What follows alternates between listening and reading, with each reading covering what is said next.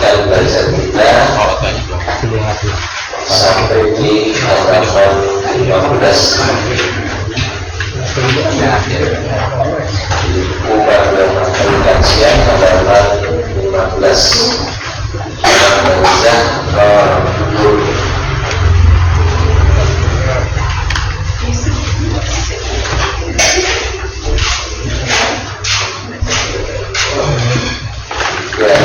Perjalanan dulu ke alam roh, alam rahim, alam dunia, kemudian masuk alam berikutnya yaitu alam barzakh.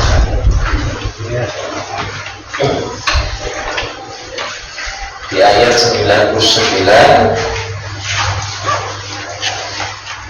sampai ayat 100 surat Al-Mulk.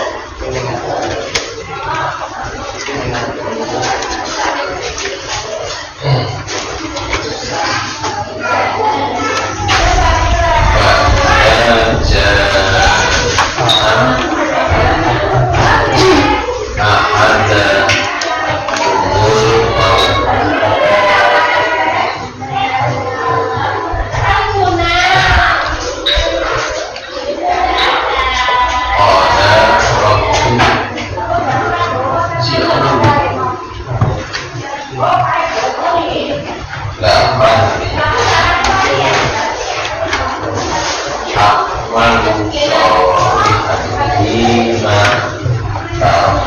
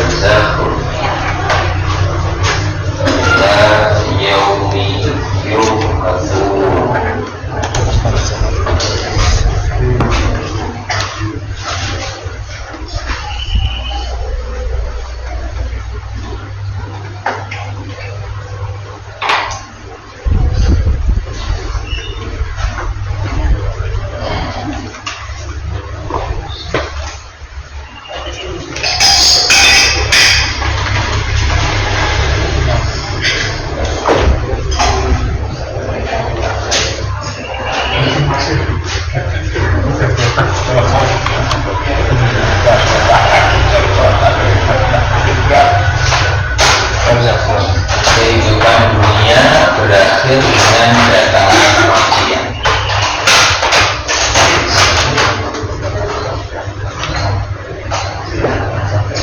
Maka apabila telah datang kematian kepada seseorang dari mereka,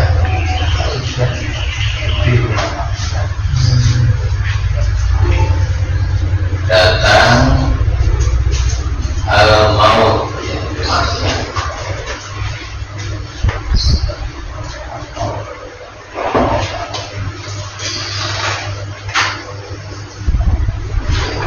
Tapi alam dunia berakhir. Fase kehidupan dunia telah lewat.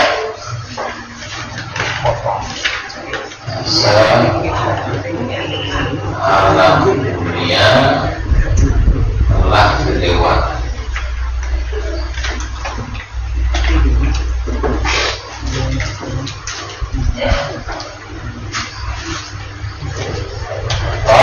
Berkata, siapa yang berkata ada seseorang dari mereka, seseorang dari mereka yang kedatangan mati. Orang berkata, yang berkata ini adalah seseorang yang kedatangan mati.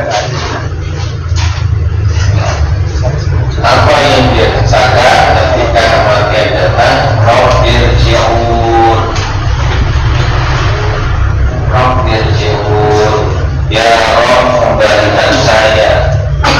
Irji'un, kembalikan saya ke dunia.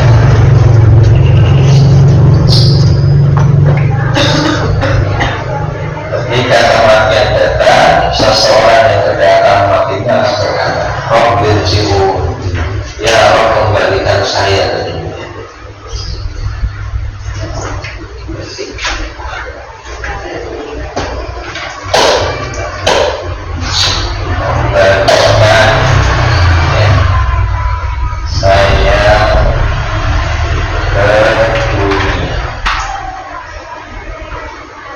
Ini adalah ungkapan penyesalan.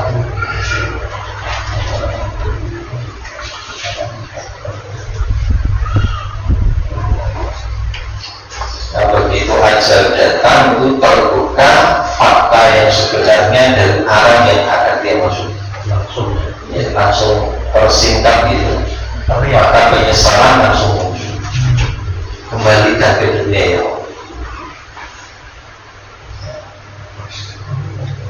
Tidak mungkin ini terucap kecuali dia melihat fakta alam yang sudah mau dia masuk.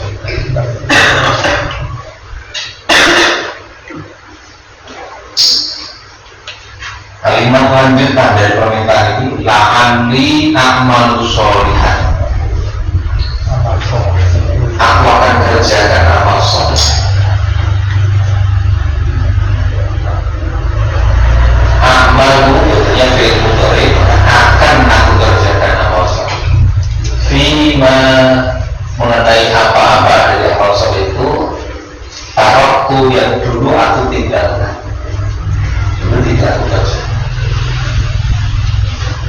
roh kembalikan saya ke dunia agar aku bisa mengerjakan amal soleh yang dulu aku tinggalkan. Aku akan kerjakan amal baik yang dulu malah aku tinggalkan. Sampai di sini salahnya.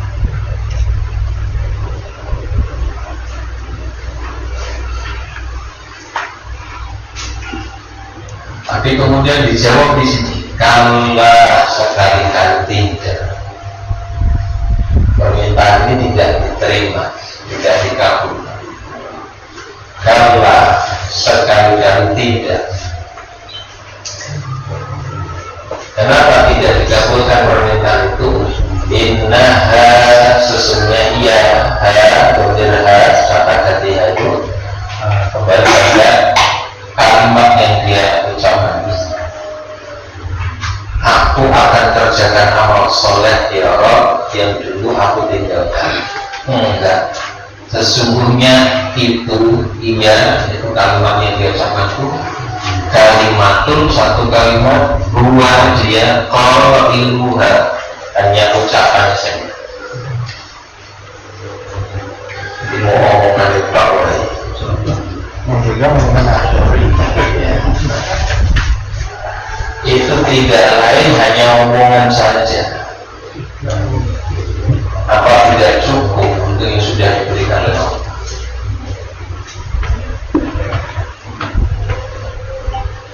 Nah, maka kita masuk ke alam berikutnya setelah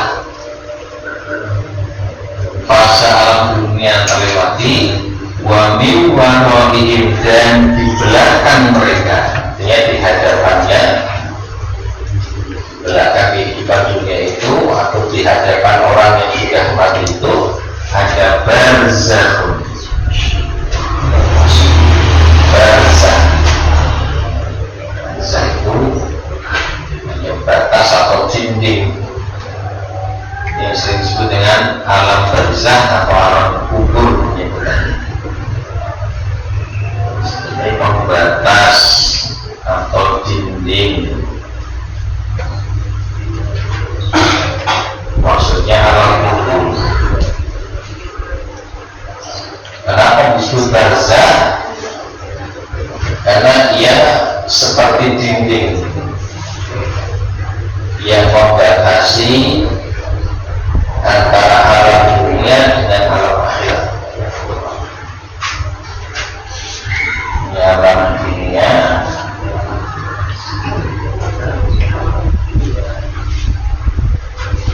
ini alam akhirat.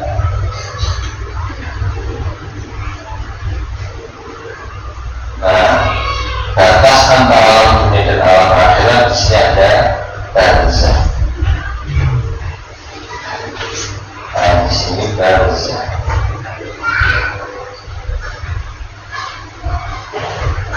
Sebelum ke akhirat, ya, setelah dunia, sebelum akhirat adalah barzakh.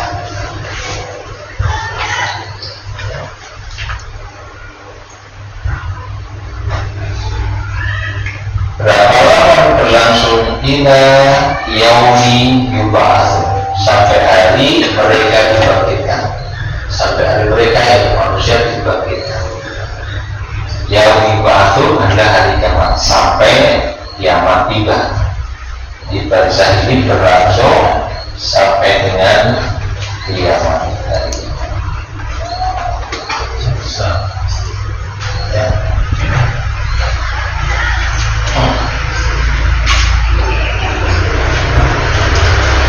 sebelum berlanjut Ya. terkait dengan yang tidak dikembalikan, apakah setelah manusia itu kemudian mati, kemudian diperlihatkan surga nerakanya atau diperlihatkan perbuatannya, kalau kemudian minta dikembalikan ke alam Ya. Setelah dunia, dia melewati dunia ya. Ya. Dan masuk ke alam barzakh. Barzakh sudah dia lihat juga ya. Kayak apanya nanti pembahasan istri ya, tentang ada siksa, fitnah, sesuai dengan keadaan dia ketika hidupnya bagaimana. Nah, kalau di sini ungkapan penyesalan karena dia mendapati satu yang celaka yang sudah pasti. Orang tua harus sudah merasa bersalah itu sudah seterusnya. Ya. Ini belum nanti menjalani barzahnya baru mau masuk. Tapi dia sudah mendapati apa yang selama ini diperingatkan itu nyata. Saat ini Diperingatkan. ya diperingatkan. Kita ya di awalnya bagaimana. Tapi begitu dia dibuka dalam bahasa itu dan dia sudah mau meninggalkan waktunya, itu dia barunya itu tenang. Yang biasa. Tetap itu. Sebelum meninggal, baru nanti jangan menjalani fase fitnah kubur, nikmat kubur, siksa kubur. Itu untuk kaum kafir Pak ya? Ya, ini kalau dilihat ayat sebelumnya berkenaan dengan ya, orang-orang yang zalim atau kafir.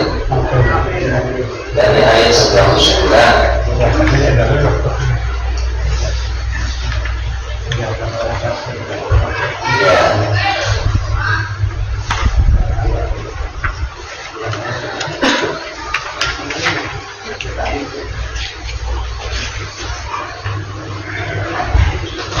Ya, di ayat yang sebelumnya ini kan cukup panjang, mulai ayat 84 ini. Sanggahan membahas terhadap apa yang diyakini orang-orang kafir sebagai kepercayaan yang batil, bahwa Tuhan punya anak atau punya sepupu. Terus ya, sampai ayat 92. Terus nanti ayat 93-nya Allah perintahkan kepada Rasul, katakan hai Muhammad kepada mereka orang kafir yang disebutkan sebelumnya itu, Rabbi imma huriyanni ma yu'adu ya Rabbu, kalau saja engkau hendak perlihatkan kepadaku azab yang dihancurkan kepada mereka.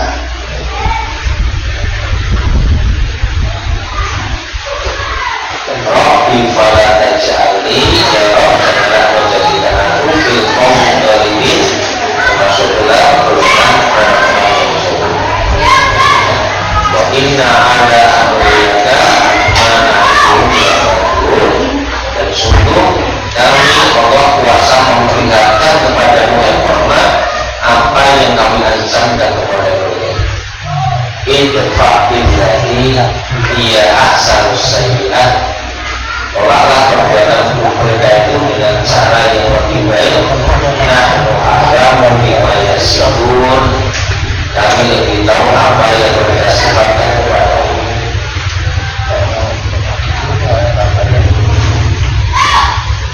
Jadi ya Allah, kalau saja engkau mau, kau bisa perlihatkan kepadamu azab yang dirasakan kepada mereka agar takut, agar mau beriman dan seterusnya.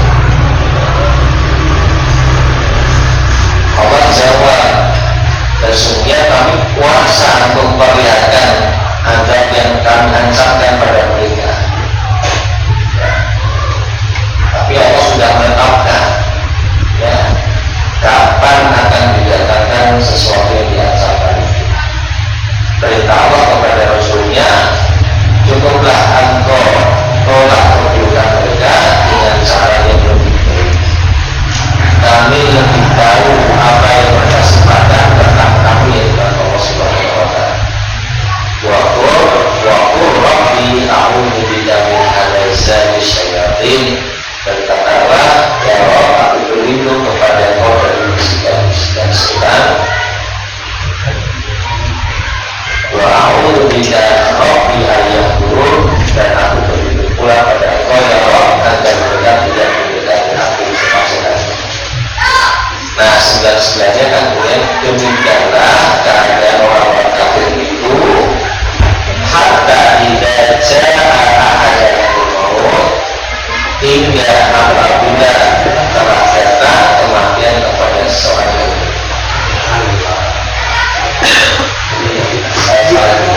Ini hatta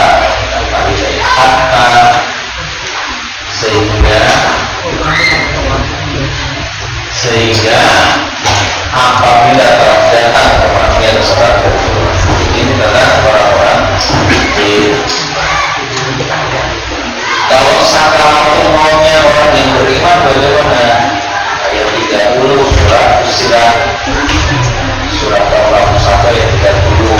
Ini tentang orang kafir. Saat kematian datang pada orang kafir, saat kematian datang pada orang mukmin, orang beriman. Quran surat Fussilat ayat 30.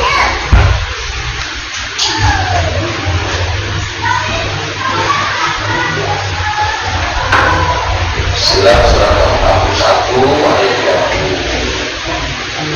Innal ladzina qalu rabbuna Allah tsumma istaqamu tatanazzalu 'alaihimul malaikah alla takhafu wa la tahzanu wa abshiru bil jannati allati kuntum tu'adun. Sesungguhnya orang-orang yang berkata Rabbunallah, Rabb kami adalah Allah, tsumastaqamu, kemudian mereka istiqomah bukan pendiriannya dan beriman pada Allah itu. Tatanazzalu 'alaihim al-malaikah, para malaikat akan turun kepada mereka. Dalam keterangan Imam Nawawi, turunnya malaikat kepada orang yang istiqomah beriman itu adalah ketika ajal tidak menunjukkan. Pada saat mereka hendak meninggalkan dunia, saat sakaratul maut, malaikat turun. Ya. Apa yang dilakukan? Malaikatnya akan menghibur orang yang istiqomah beriman. La takhafu wa la tahzanu wa abshiru bil jannah. Tidak usah takut, tidak perlu susah, berbahagia. La takhafu, jangan kamu takut. Wa la tahzanu, tidak usah bersedih. Wa abshiru, berbahagialah. Bil jannah, dengan surga allati kuntum tu'adun, yang sudah dijanjikan oleh Allah. Jadi kemudian bukan ungkapan penyesalan, tetapi kegembiraan karena sudah dikasih tahu, sudah diberi bocoran. Allah sudah sediakan surga. Kamu nggak perlu takut, nggak usah sedih, bahkan kamu mesti senang. Surga sudah Allah sediakan. Dan itu malaikat apa? Ya, malaikat maut sebelum mencabut nyawanya memberitahukan, ya, untuk menghibur. Sudah nggak usah takut, nggak usah sedih. Sudah ada surga yang disediakan. Berarti diperlihatkan. Iya. Ada.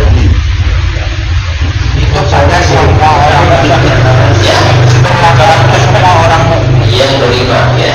Ya. Allah mustaqim.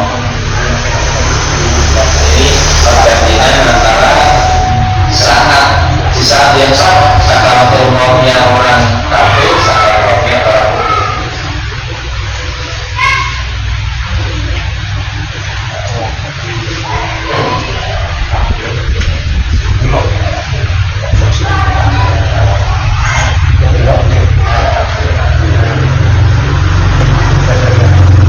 Kemudian di halaman 16 ada dalam kubur itu ada 3 pembahasan: fitnah kubur, nikmat kubur, dan azab kubur kasih. Fitnah itu artinya ujian. Nah, fitnah kubur itu wujudnya apa? Pertanyaan dari 2 malaikat. Pertanyaan dari 2 malaikat. Orang beriman akan mampu menjawab ujian atau fitnah.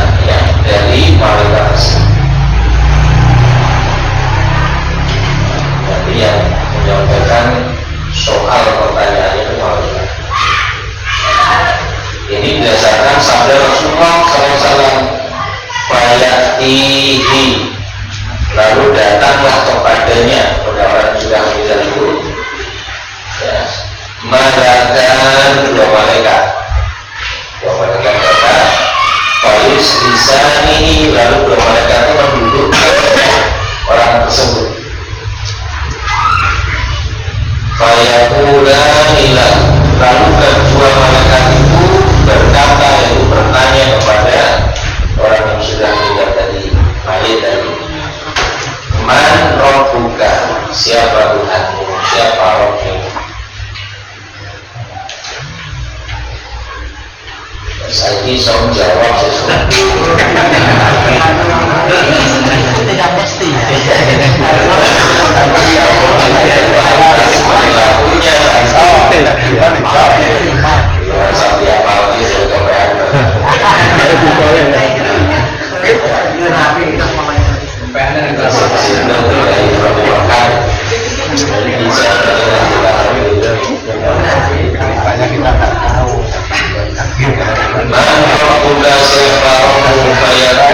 Maka dia menjawab, mayit itu akan menjawab, Rabbi Allah, Rabbu adalah Allah. Mayitnya orang beriman. Fayaqulani lahu, lalu dua malaikat itu bertanya lagi, ma dinuka, agamamu apa? Fayaqulu, lalu mayit itu menjawab, ini agamaku adalah al-Islam, Islam. Fayaqulani lahu, lalu dua malaikat itu bertanya lagi kepadanya, ma hadza rajul, siapa seorang laki-laki alladzi bu'itsa bikum, yang diutus di kalangan kalian? Fayaqulu, lalu mayit itu menjawab, huwa Rasulullah sallallahu alaihi wasallam, dia adalah Rasulullah, utusan Allah sallallahu alaihi wasallam. Fayaqulani lahu, lalu dua malaikat itu bertanya lagi, wa ma yudri, apa yang kamu dapati, apa yang kamu temukan, yudri, sampai kepadamu. Fayaqulu, lalu dia jawab, oh kitab Allah, aku baca kitab Allah. Fa'amantu bihi, lalu aku mengimaninya. Wa shaddaqtu, dan aku membenarkannya. Fa'inani munadi, lalu ada penyeru yang menyeru, karena di jam itu ada suara penyeru di sama di langit. Qad shadaqa abdi, hambaku telah berkata yang benar. Fa'afrishuhu, maka hantarkan dia dari jannah, dari surga. Kasih dia satu hamparan dari surga. Wa albisuhu, kenakan pakaian kepadanya minal jannah, dari surga, dari pakaian surga. Ini belum malam akhirat, tapi sudah dikasih beberapa nikmat yang akan didapatkan di akhirat. Hamparan yang berasal dari surga, pakaian yang dia kenakan yang diambilkan dari surga. Waftahu lahu, waftahu, dan bukakan lahu untuk dia baban pintu ila jannah, menuju surga. Pintunya dibuka. Maka kan nanti setiap hari pertama hari diperlihatkan nikmat. Kita bayangkan gimana itu dia sudah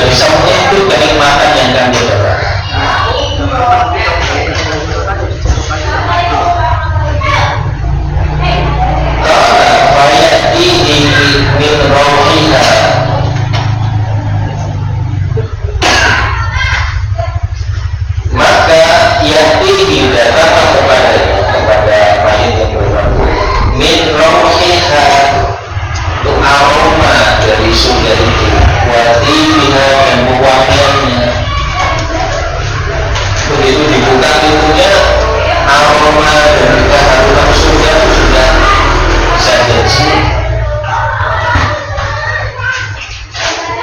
Wa yusahu lahu fi qabrihi, wa yusahu kemudian dilapangkan, diluaskan untuk dia fi qabrihi, di kuburnya itu, mata basori sepanjang pandangan mata, sejauh pandangan, dilapangkan kuburnya sejauh pandangan.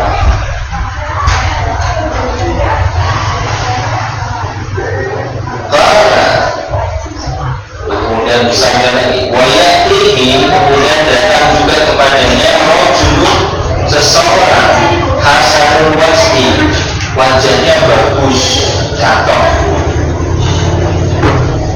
hasanul siyar, pakaiannya juga bagus, tayyiburi, aromanya wangi, wajahnya cakep, pakaiannya bagus, aromanya wangi. Didatangkan di alam barzakh, tidak kubur pada mayat. Fayaqulu, lalu dia mengatakan, orang yang didatangkan yang wajahnya cakep, yang pakaiannya bagus, yang aromanya wangi itu, dia berkata, abshir, bergembira, senang, billadhi yasurruka hada, dengan sesuatu yang membuat engkau senang, yaumuka, pada hari alladzi kunta tu'adu, di hari yang engkau telah dijanjikan kepadaku. Yang dulu di dunia kan dijanjikan kepadaku, dan inilah yang dijanjikan. Bergembiralah mendapatkan semua yang sudah dijanjikan.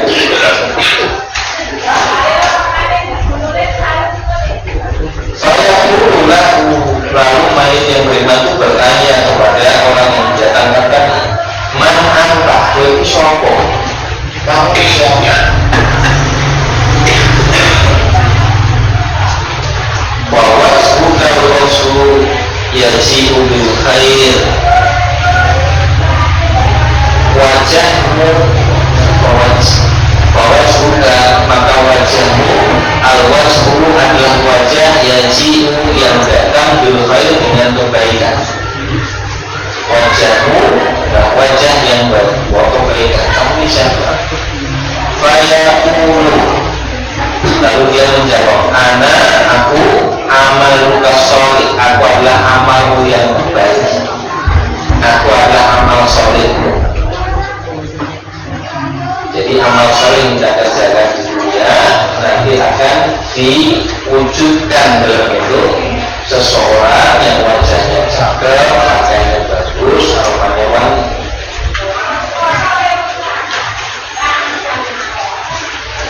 Fayaqulu,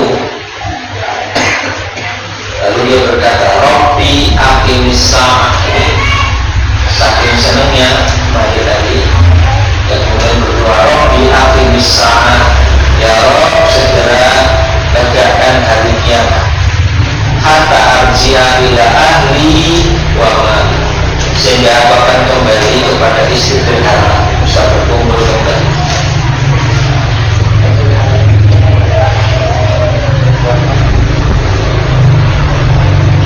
Ini orang yang beriman, dan ini juga berarti mengisyaratkan keterangan bahwa mungkin bahkan nanti dalam Quran bahwa azwajuhum, mereka dan pasangan-pasangannya di dalam surga. Ya, tentu syaratnya iman dan amal saleh juga. Pertanyaan tersebut ada pertanyaan sama yang merupakan fitnah kubur, juga ditujukan atau diberikan pada orang kafir. Namun mereka, orang kafir, tidak mampu menjawab pertanyaan-pertanyaan mereka tentang Tuhan, agama, dan lainnya. Dalam hadisnya di halaman 18, wa ya'tihi malakan, maka dua malaikat datang kepadanya, kepada mayit yang kafir. Lalu selisanihi, lalu kedua malaikat mendudukkan dia, fayaqula lahu, lalu bertanya kepada orang itu, man rabbuka, siapa Rabbmu? Fayaqulu, dia jawab,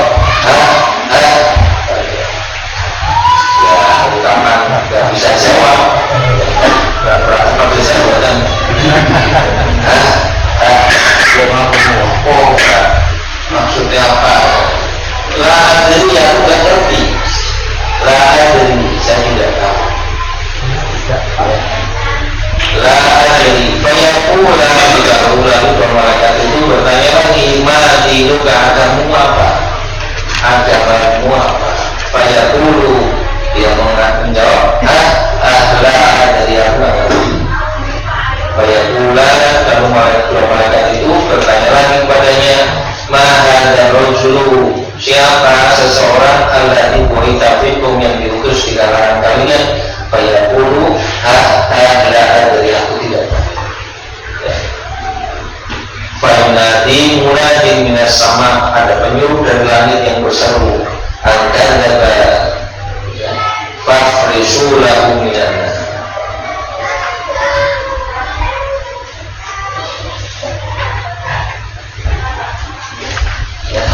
Dia telah bohong, dia telah berdusta, berilah dia hamparan dari neraka.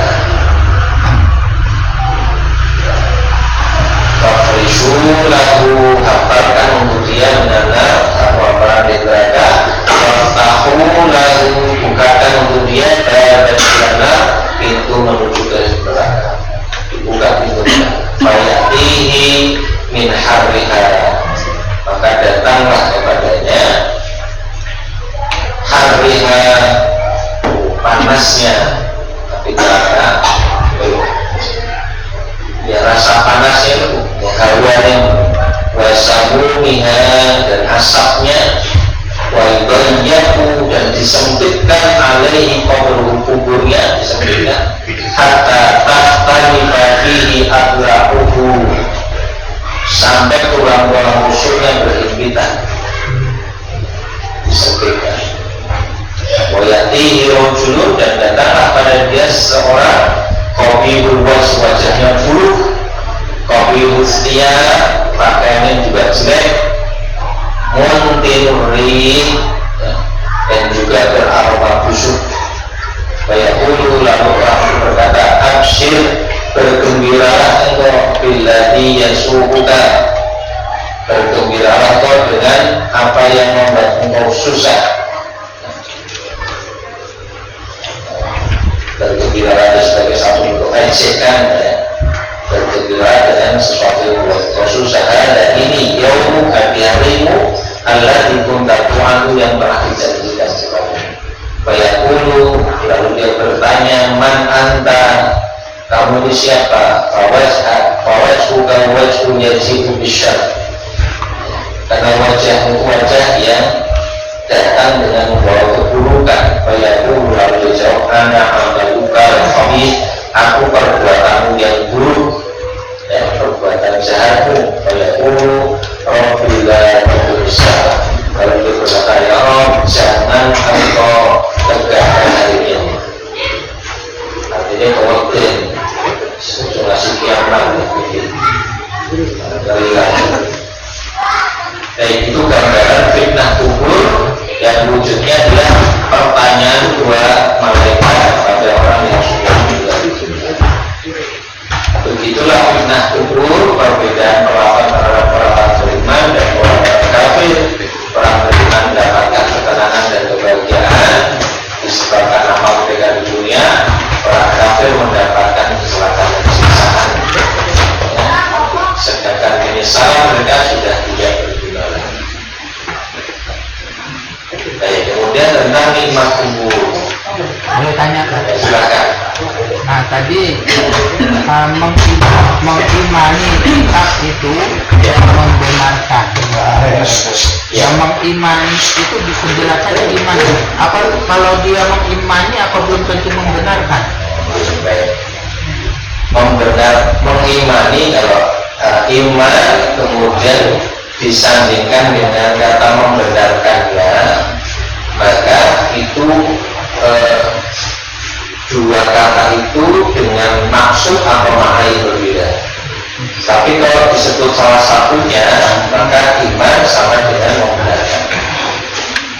Nah, karena disebut dua-duanya, amantu wa saddaqtu, aku mengimaninya dan membenarkannya, disebut dua-duanya, maka membenarkannya maknanya adalah mengamalkan isi dari kitab yang aku imani.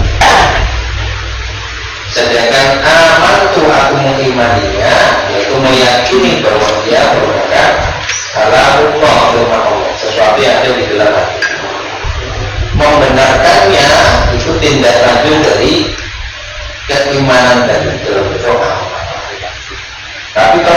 salah satunya, maka satu maknanya sama dengan iman, sama dengan membenarkan sholat ibadah.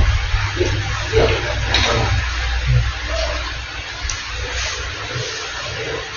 Masih ada yang lain? Itu tadi di alam kubur tadi saya pernah mendengar itu bahwa orang-orang kafir itu tanpa peraturan langsung masuk neraka. Kalau jadi kan tetap ditanyakan dulu. Ini kan di alam kubur.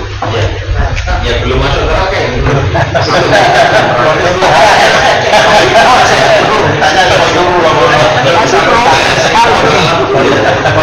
Masih 300 tahun ya.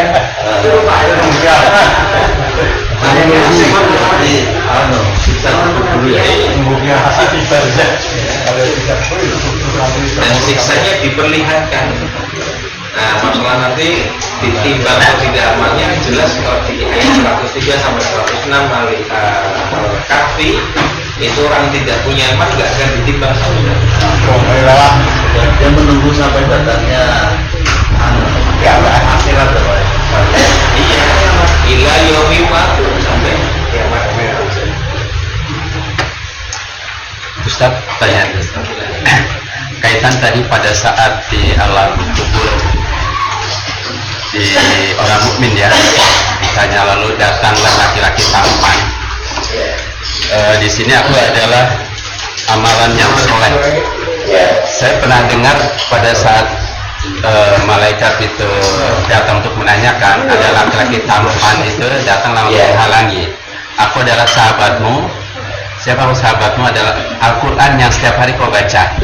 Nah ini dengan bedanya amalan soleh ini dengan Al-Quran dibaca gimana ya? Amalan soleh itu ungkapan global ya Pak. Rinciannya bisa Al-Quran yang biasa dibaca, sedekah yang diserahkan, gitu kan, silaturahmi yang dilakukan. Nah, tapi tidak kemudian wujudnya jadi banyak orang. Ya, rojul seseorang saja. Di hadis ini diungkapkan secara global apa adalah amal kebaikan yang kau lakukan.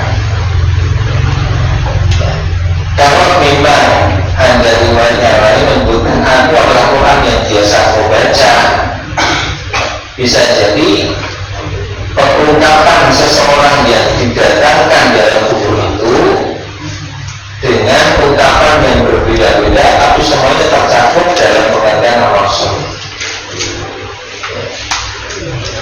Bisa jadi ada seorang yang sangat menonjol pada aspek interaksi yang sangat intensif dengan Tuhannya, dengan puasanya, atau dengan amal-amal khusus yang lain yang lebih menonjol dari amal yang lain. Dimungkinkan seperti itu. Tapi yang pokok apapun itu Al-Quran, sedekah, silaturahim itu masuk dalam cakupan Rasul.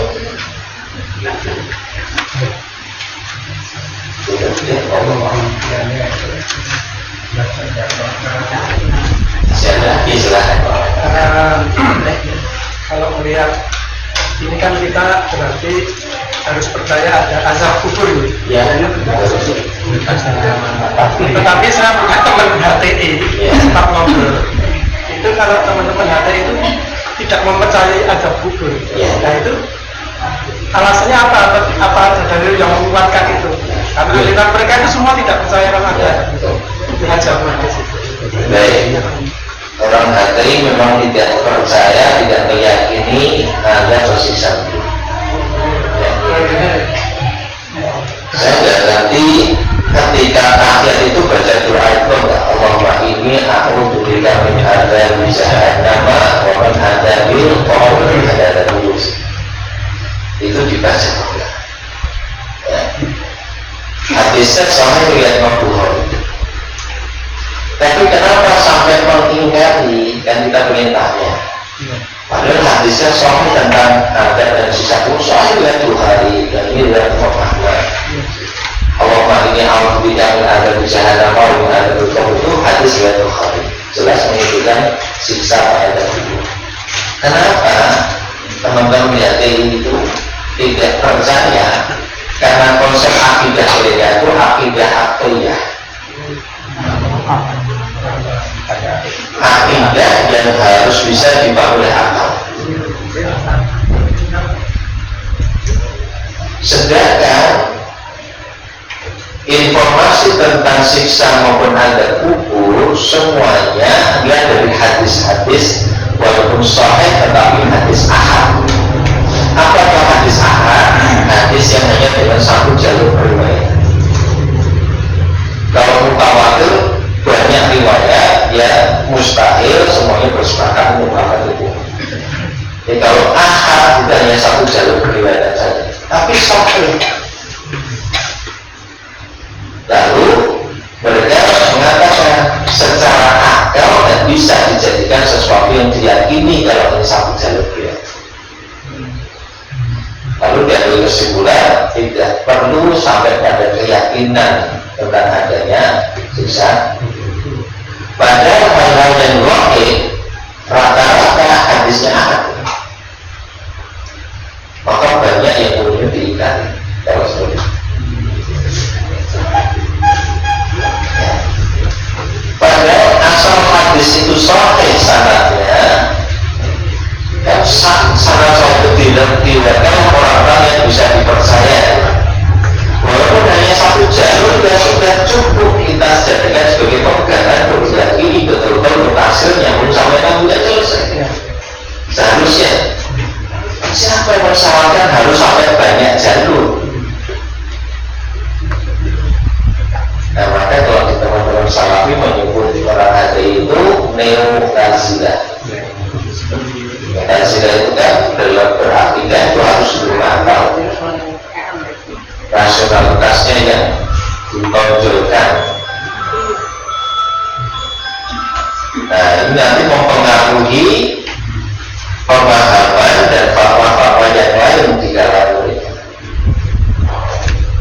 Misalnya dalam persoalan fikih, ini kan persoalan akidah. Persoalan fikih itu terpengaruh oleh konsep ya akidah akiliyah ini. Karena dari akidah keyakinan nanti mempengaruhi pemahaman, mengaruhi pada perilaku. Misalnya di hati itu nonton film porno itu boleh. Nah, jadi tertarik itu tadi. Ya, alasannya ini kan cuma gambar. Kamu tidak melihat sesuatu yang nyata, kamu gambar kok. Alasannya begitu. Jangan jadikan pertimbangan dengan mas kondisi tertentu pengen kita mau gambar.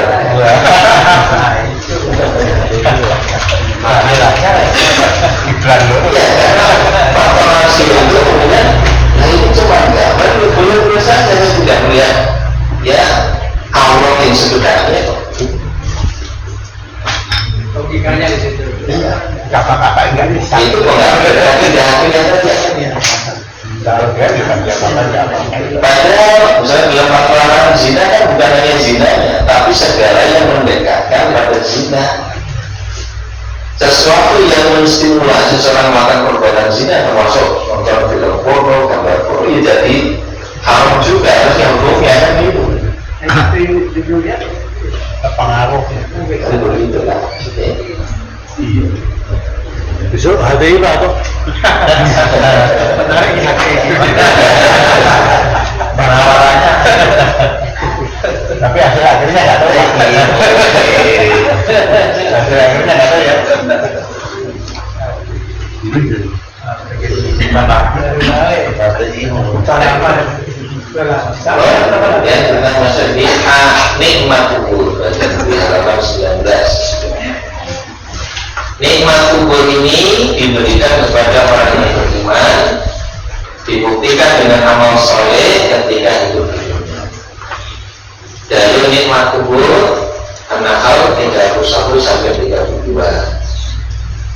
Kadzalika demikianlah ya jazillah Allah membalas al-muttaqin orang-orang yang bertakwa. Siapa al-muttaqin? Alladzina tatawaffahumul malaikah, yaitu orang-orang yang tatawaffahumul malaikah, para malaikat mewafatkannya tayyibin, dalam keadaan tayyib baik. Yaqulun, mereka akan berkata kepada orang-orang bertakwa yang diwafatkan dalam keadaan baik tadi, dikatakan kepada mereka, salamun alaikum, salamun alaikum, semoga keselamatan Allah limpahkan pada kalian. Udkhulul jannah, masuklah kalian ke dalam surga, bima kuntum ta'malun, disebabkan apa yang dahulu di dunia senantiasa kalian kerjakan. Dasar penetapan dalil, ya, ini dalilnya ayat 31-32 Nahl untuk menjelaskan adanya nikmat kubur adalah alladzina tatawaffahum malaikatul tayyibin, orang yang ketika diwafatkan kepada mereka dalam keadaan baik, mereka para malaikat mengatakan assalamualaikum, masuklah ke dalam surga. Meski belum masuk ke dalam surga yang luasnya selesai tentu, tapi mereka telah masuk di alam kubur yang di dalamnya terdapat kenikmatan surga, ya, seperti tadi hamparannya dari surga, pakaiannya dari surga, sebagian dari kenikmatan surga itu sudah diberikan, sehingga ungkapan yang disampaikan oleh mereka adalah udkhulul jannah, masuklah kalian ke dalam surga. Jadi dari menjelaskan adanya nikmat kubur.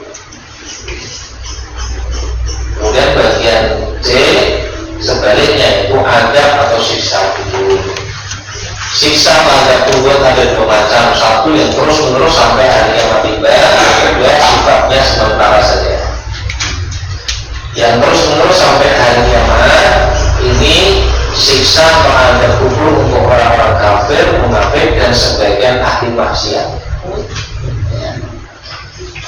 Sebagaimana Allah Subhanahu wa Ta'ala menceritakan tentang Fir'aun dan bala tentaranya, surat Al-Ghafir atau surat Al-Mu'min ayat 46, anna yu'raduna 'alaiha, kepada mereka diperlihatkan neraka, yu'raduna 'alaiha, diperlihatkan kepada mereka wudu'wan wa 'ashiyan, pagi maupun petang hari. Jadi di alam kubur itu ditampakkan neraka tiap pagi dan petang hari.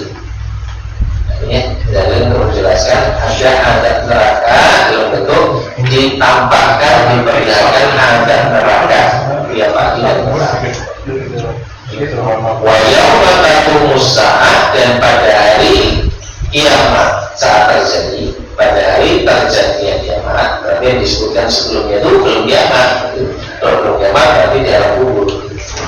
Jadi yu'raduna 'alaiha, annaru yu'raduna 'alaiha, neraka yang diperlihatkan kepada mereka itu tiap pagi dan petang itu berarti di alam kubur. Dan kemudian wa yauma taqumus sa'ah, dan di hari ketika kiamat itu terjadi, adkhilu ala fir'aun, pernah katakan ya orang-orang itu ya kepada Fir'aun, adkhilu ala fir'aun, masuklah ya Fir'aun dan kaumnya asyad dalam adab, dalam adab yang sangat keras. Nah itu siksa yang terus-menerus sampai hari kiamat tiba kepada orang kafir, orang munafik, dan sebagian ahli maksiat. Yang bersifat sementara kemudian berhenti.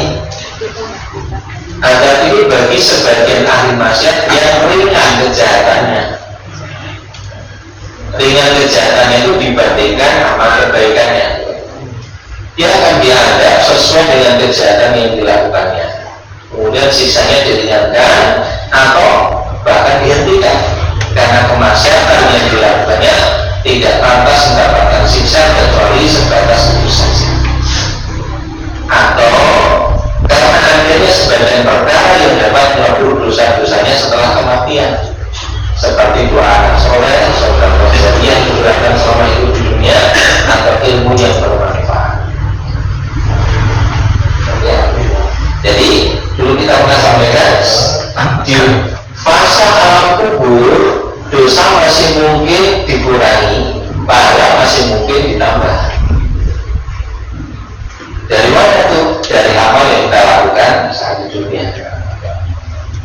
ilmunya salah satu atau bahkan ketiga-tiganya dari tiga yang disebut Nabi, sodakoh jariyah, ilmu bermanfaat, masalah belakang, maka sangat mungkin selama di barzah itu dosa kita terkurangi, ya, pahala kita bertambah, ya, atau sempat ada siksa dihentikan karena ada tambahan permohonan ampunan. Nah, ini siksa yang bersifat sementara. Selesai tentang alam Nama pahala itu dari yang tiga itu ya, tiga macam pengajam di kota Madinah. Semua yang masuk dalam kategori dari tiga yang disebutkan ya, dia masuk di situ. Kan kalau dirinci banyak, ya, sodakoh jariyah, itu apa saja bentuknya yang terus menerus bisa digunakan, dimanfaatkan untuk melaksanakan perintah Allah, itu sodakoh jariyah. Ilmu bermanfaat, ya, ngajari apa saja yang mendatangkan kemanfaatan. Jadi sebetulnya kita melakukan amal baik, kita akan mendatangkan kemanfaatan bagi orang yang sudah meninggal dunia. Asal yang meninggal dunia itu punya kontribusi terhadap amal baik yang kita lakukan. Problem fikirnya adalah ini perlu diniatkan khusus atau tidak, ya, diungkapkan secara lisan atau tidak, itu kan masalah fikirnya di situ. Misalnya baca Quran dihadiahkan pahalanya untuk si fulan, itu problemnya kan sebenarnya tanpa meniatkan untuk menghadiahkan atau mengirimkan pahala untuk si fulan. Kalau memang si fulan yang sudah meninggal itu punya peran terhadap Quran yang kita baca, dulu saya ngajar itu dia misalnya, itu nggak usah diniatkan apa sebetulnya. Iya. Berarti sama dengan kita baca Quran, kemudian otomatis orang tua juga dapat. Iya. Man sanna sunnatan hasanatan falahu ajruha wa ajru man amila biha. Barang siapa memberi contoh kebaikan, mengajak pada kebaikan, memperintis amal kebaikan, dia dapat pahala dan plus ya pahala orang-orang yang mengikutinya. La yang khusus min ujurin syai'un, tanpa mulai pahala dengan sedikit. Ya, begitupun sebaliknya, mansana sunatan sayyi'atan, siapa yang menjadi contoh perintis amal dosa keburukan, dia berdosa plus tambah dosa orang-orang mengikutinya. Nah, sebetulnya mekanisme sudah dibuat begitu. Hanya perbincangan pikirnya ini perlu diniatkan khusus ya. Gitu. Di teman-teman Nahdlatul Ulama misalnya mengikuti pada Sabriyah yang menganjurkan untuk meniatkan secara khusus, bahkan melafalkannya. Ya. Di kalangan Muhammadiyah nggak ada perintah khusus tentang itu, ya tidak perlu diadakan. Prinsipnya begitu saja. Ya, sudah juga mekanisme yang begitu, mau diniatkan atau dilapalkan, Allah sudah menetapkan yang otomatis. Kalau ilmu tidak harus masyarakat suami kepada istri itu juga dimasuki pada anak. Ilmu pada siapapun, ilmu yang bermanfaat yang diajarkan kepada suaminya, istrinya, anaknya, tetangganya, pada siapapun. Itu baik disengaja ataupun tidak disengaja. Sama disengaja itu. Disengaja itu ada orang yang copy paste. Ya. Jadi orang yang menyebarkan ilmu tidak tahu kalau dia mengajarkan. Tapi yang menerima ilmu itu dia ingat betul, ini saya dulu belajar dari pasti. Yang tidak tahu yang mengajarkan. Ya, tidak tahu yang mengajarkan. Bahwa ilmunya diamalkan oleh orang lain. Dan masalah. Dia tidak harus tahu saya mengamalkan ilmu sopo tak oke.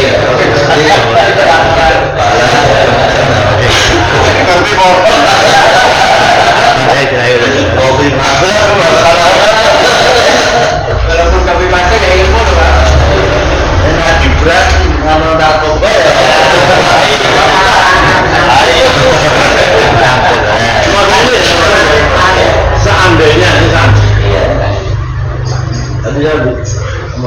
Ya, Mas Pak. Seandainya Thomas Edison itu Muslim, Iya. berarti jariahnya mau sama siapa? Iya. Hanya kan tidak ada iman kan masalahnya. Belum login. Ya, orang yang tidak punya iman, amaluhum kasarabin biatin, kan? Amal mereka seperti fata morgana. Yang disangka air di tanah yang datar oleh orang yang tengah dahaga. Kan di surat An-Nur ya sudah gitu. Nah, amalnya seperti fata morgana, ya banyak banyak ketika nanti sampai di akhirat satu pun tidak ada yang dimiliki. Itu berarti surat Al-Kahfi 103-106 beritahukan kami tidak akan mengadakan penimbangan terhadap amal mereka. Ditimbang orang Terkait dengan doa anak soleh tadi. Iya. Pak, semua kebaikan yang dilakukan oleh anak berefek untuk orang tuanya juga. Iya. Nah, kemudian kenapa kita harus mendoakan orang tua tadi? Kan kebaikan semua kebaikan yang kita bikin kan sudah berefek ke orang tua. Tapi kenapa harus verbal kita bikin? Ya, setiap ini kita mendoakan orang tua. Ampunan orang tua itu. Orang yang melakukan amal kebaikan atau mungkin tadi misalnya ya si amal kebaikan anak itu ngalir pahalanya ke orang tua gitu. Berarti kan orang tua sudah dapat kiriman pahala yang dari kebaikan anak gitu. Tapi orang tua sendiri kan juga melakukan amal ya. Ada amal baik, ada amal buruk juga kan. Maka si anak memohonkan ampunan kepada Allah. Allah maghfirli wa walidayya, ampuni aku dan dosa kedua orang tua. Pelaku amal itu kan mungkin benar mungkin salah. Pelaku amal baik pun juga mungkin ujub dan takabur.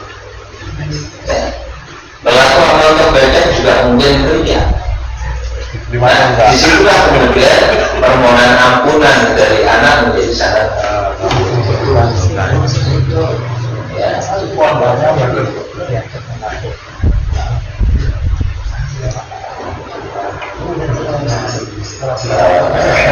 Apa namanya ya? Yang itu artinya ada kekurangan, ada kesalahan yang pasti juga dilakukan. Kita pun tidak pernah bisa memastikan amal yang dilakukan anak itu sudah benar atau belum, ikhlas atau tidak, sehingga diterima atau enggak. Berarti ada amal baik yang tidak diterima. Ya kalau enggak ikhlas, niat syaratnya dua, niatnya ikhlas, syaratnya benar. Bukan hanya jenis amal, ya kan? Jenis amal kebaikan, tapi niatnya enggak ikhlas, ya enggak diterima. Jenisnya amal kebaikan tapi tata cara melakukannya salah, ya tidak diterima. Ria. Ya justru disitulah butuhnya ilmu dan keseriusan kemudian sulit sampaikan. Iya jadi. Itu karena mendapati gini Mas, kalau kamu berdoa baik, doa itu akan kembali ke kamu. Ya, Ria. ya. Semua kebaikan yang kita lakukan sebenarnya dari diri kita sendiri. Sebaliknya juga gitu. Iya, keburukan juga seperti itu. Sosmednya.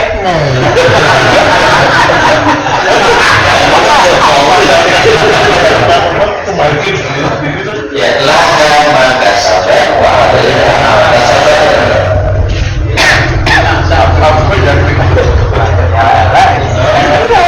Baiklah mau menanam baik. Baik, kita sebentar. Ya, silakan. Mengenai amal jariah. Kalau ada seorang beramal dengan memberi donasi ke masjid yang sedang dibangun misalnya. Iya. Nah, kemudian suatu saat masjid itu misalnya digusur, Iya. kemudian pindah. Sementara pindahnya itu masjid dibangun oleh amalnya orang lain. Nah, amal yang lama tadi terputus tidak? Selesai atau karena namanya masih gitu loh. Kecuali kalau majunya memang tidak ada kabar itu baru putus atau gimana. Artinya dulu waktu itu kan saya pernah ada orang yang bilang, kamu nek nyumbang masjid dari pagar, nek pagar diganti ya wes berarti misalnya nyumbang masjid kipas angin diganti AC ya wes itu berarti amalmu selesai, ganti amalnya kopinya sih tidak AC. Itu gimana? Apakah seperti itu atau gimana? Adanya masjid yang kedua tadi ada kaitan dengan masjid pertama juga. Yang bisa tidur. Tidak bisa terputus begitu saja. Walaupun wujudnya sudah tidak ada. Nggak ada. Orang tua sudah meninggal dunia, wujudnya sudah tidak ada. Masih mungkin dapat pahala dari amal yang kita lakukan. Masih. Walau wujudnya sudah tidak ada, tapi keberadaan yang ada itu tidak bisa dilepaskan dari yang sudah tidak ada itu. Nyambung.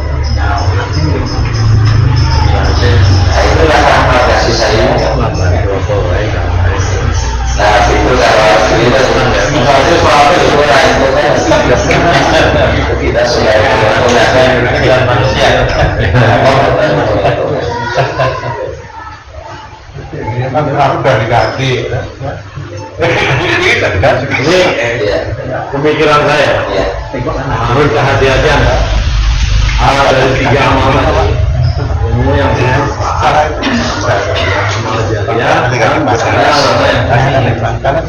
ini yang bermanfaat. Ini kita tahu, kita lakukan gitu. Kita lakukan. Terus amal jariah kita lakukan. Yang punya nanti ya. Tapi kalau soalnya dia benda mati gitu ya, mati. Nah itu anak soleh, ini kadang-kadang itu loh. Kita sudah memberi anak tuh ya soleh, maunya soleh. Waktu ada kita mereka soleh, begitu kita meninggal mereka tidak soleh. Nah, ini kan yang perlu diwaspadai. Jangan terlalu. Nah terus aku sudah nggak soleh sampai itu. Kadang-kadang ini yang dikhawatirkan begitu orang tuanya meninggal, kebutuhan lalu sangat tidak hilang lagi udah solehnya, berantem mana, teman-teman dan sebagainya. Gimana? Terus Nah yang pertanyaan saya, kita sebagai orang tua kan harus fokus betul membina anak soleh ini yakin betul baik kita tidak ada di untuk soleh. Banyak umumnya kan kita tertipu gitu. Gue soleh memang aja percaya gitu. Ini saya lihat dari lingkungan saya aja. Iya.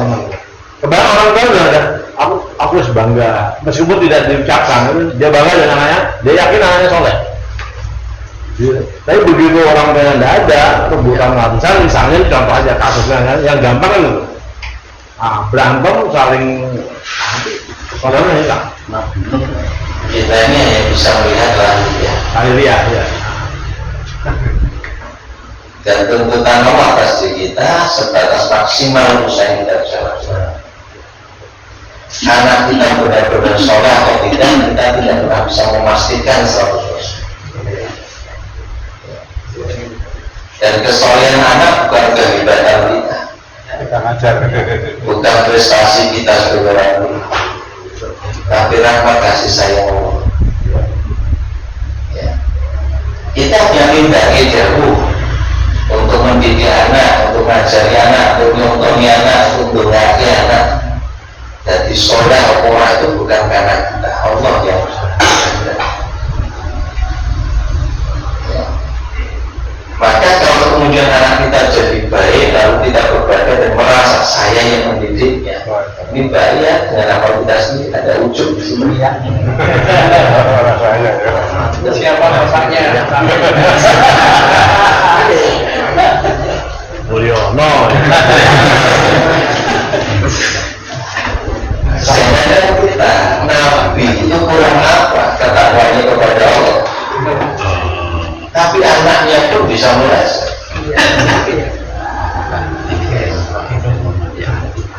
Nabi Nuh istrinya juga bisa merasa. Karena niat itu tidak ya. Jadi kita memang banyak minta dan sandaran sepenuhnya hanya kepada Allah Subhanahu wa Ta'ala. wajar manusiawi sepeninggal kita nanti anak-anak kita bagaimana, maka Tuhan juga hanya memberikan nasihat dan doa. Sebagaimana ketika Yakub sudah datang, dia kedatangan tanda-tanda kematian, lalu yang berkata pada anak-anak, mata guna apa yang akan kalian sembah sepeninggal nanti. Nabi Yakub berwasiat agar jaga akidahnya, sembah Allah saja. Mata guna apa yang akan kalian sembah sepeninggal nanti.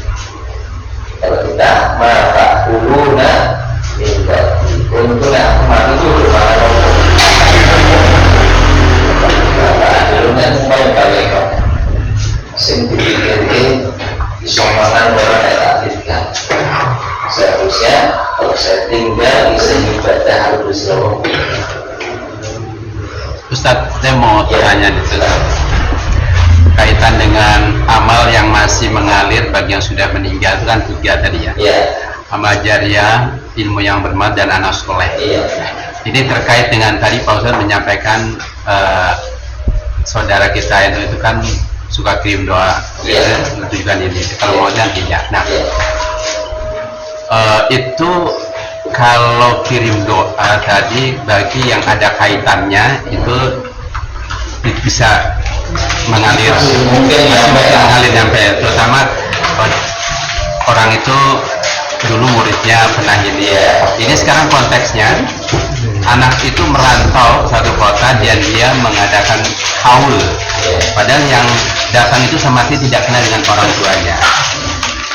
Ini doanya orang itu diterima atau tidak? Karena yang diterima kan hanya tadi 3 itu, amal soleh, ilmu dan anaknya yang bermanfaat. Jadi sebetulnya kalau begini kan konteksnya ya anak itu aja minum doa, nggak usah dia ngadain selawatan, syakuran, kan bisa aja mungkin. Tapi di kaum Nadilian maupun di Rasul dia pasti mengadakan. Nah itu gimana Pak Ustaz?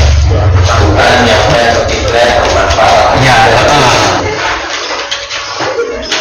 Satu saat Umar bin Khattab ketika itu menjadi Amirul Mukminin, dia mengutus seseorang ke satu negeri. Kemudian dia pesan, nanti kalau sudah sampai sana temui yang namanya Uwais al-Qarni, mintakan doa dari Uwais al-Qarni. Aku berharap Allah akan mengabulkan ya doa melalui Uwais al-Qarni karena dia orang yang sangat bakti kepada ibunya. Uwais al-Qarni mendoakan orang yang dia kenal atau tidak?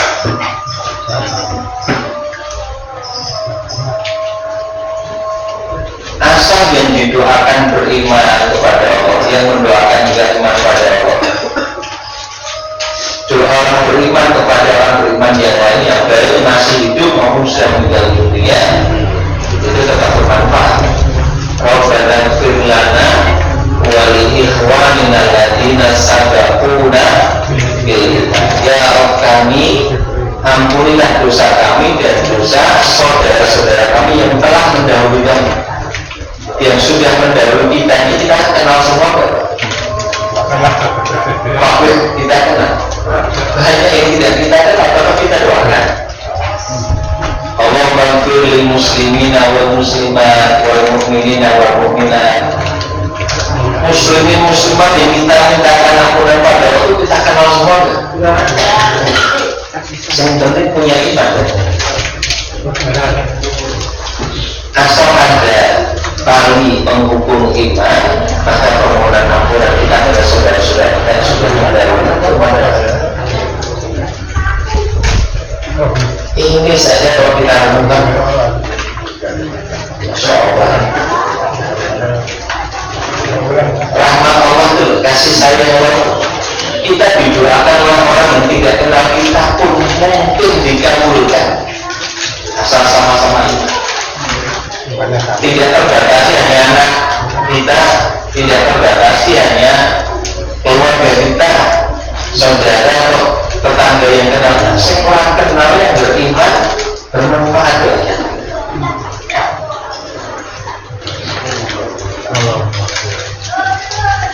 Ya. Jadi Ya sudah, doakan saja siapapun dari orang beriman. Ketika masih hidup pun Nabi menganjurkan, berikanlah ucapan salam kepada orang yang kamu kenal maupun yang tidak kamu kenal.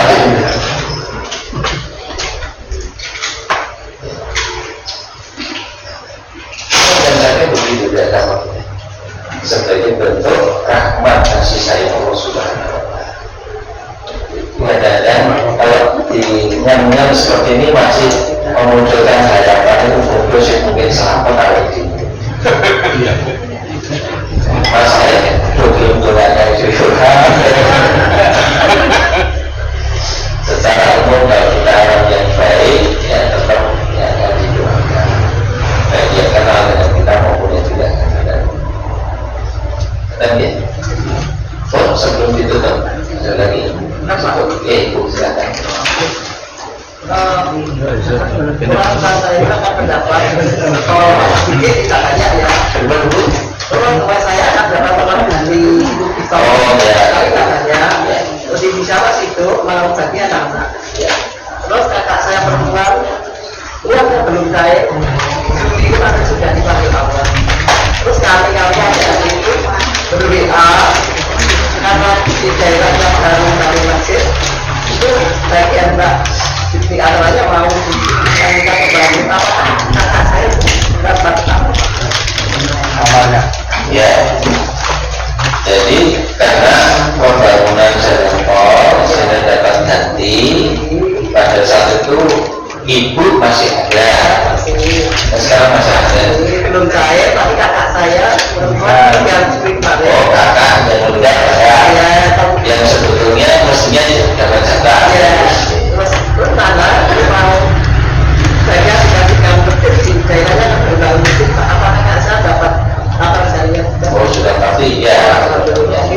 Hanya itu problem berikutnya apa yang tadinya menjadi hak almarhumah bantu, ya kan apa namanya dulunya hak milik beliau, begitu meninggal dunia kan kekayaan kok hak milik almarhum itu kan berpindah hak kepemilikan. Sebelum kemudian nanti mau disedekahkan atau diwakafkan untuk masjid atau pesantren apapun, yang punya hak ini ditanyai boleh atau tidak.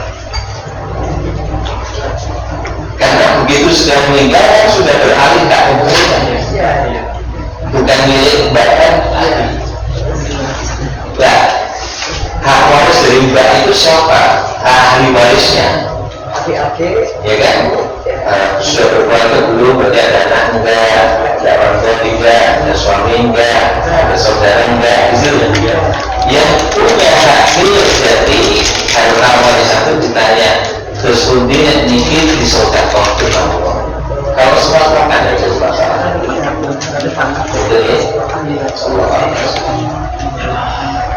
Jadi mudah-mudahan bermanfaat. Yang bermanfaat pun itu akhiri dengan doa. Yesus